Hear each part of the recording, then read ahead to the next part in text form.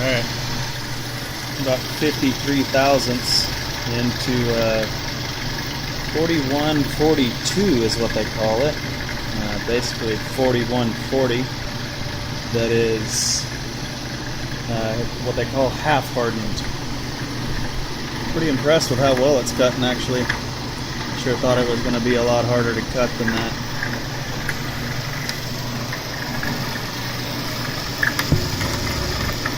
And we are going at